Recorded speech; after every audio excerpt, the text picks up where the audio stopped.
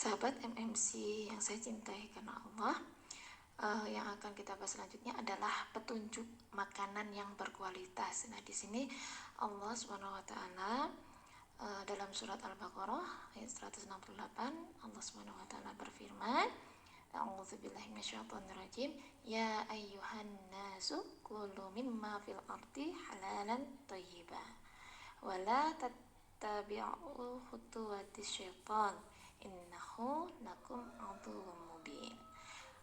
Yang artinya, wahai manusia, makanlah dari makanan yang halal dan thayyib, baik, yang terdapat di bumi, dan janganlah kamu mengikuti langkah-langkah setan.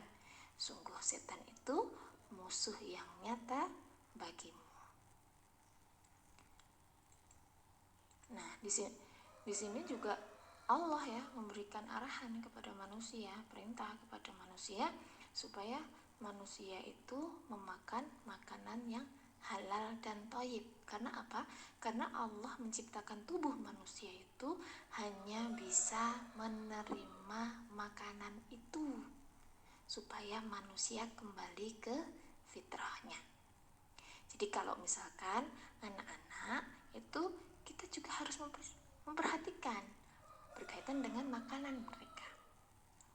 Ya, beberapa waktu yang lalu kita sudah membahas tentang target pendidikan yang harus kita capai dalam mendidik anak-anak kita. Di sana menjadi anak yang solih-solihah. Terus qurrata a'yun, bagaimana orang tua mempertahankan qurrata a'yunnya anaknya supaya anaknya itu senantiasa menyenangkan hati orang-orang di sekitarnya sampai anak itu menemui ajalnya. Bagaimana caranya? Nah, itu dari hal makanan ini juga harus diperhatikan. Hanya makanan yang halal dan thayyib yang akan bisa menghantarkan ke sana untuk bisa mencapai targetnya itu. Begitu juga dengan target-target yang lain berkaitan dengan menghafal Al-Quran, menjaga Al-Quran, mengemban Al-Quran, ya kan, menjadi khalifah fil ard, ya kan, dan sebagainya.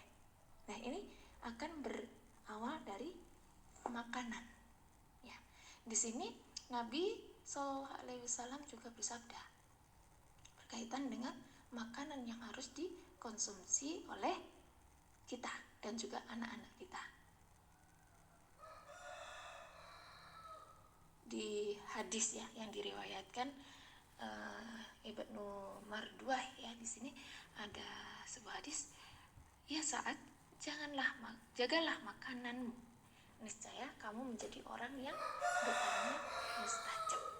Nah, di sini anak-anak, bagaimana menjadikan anak-anak dan diri kita doa kita mustajab, didengar oleh Allah, dikabulkan sama Allah.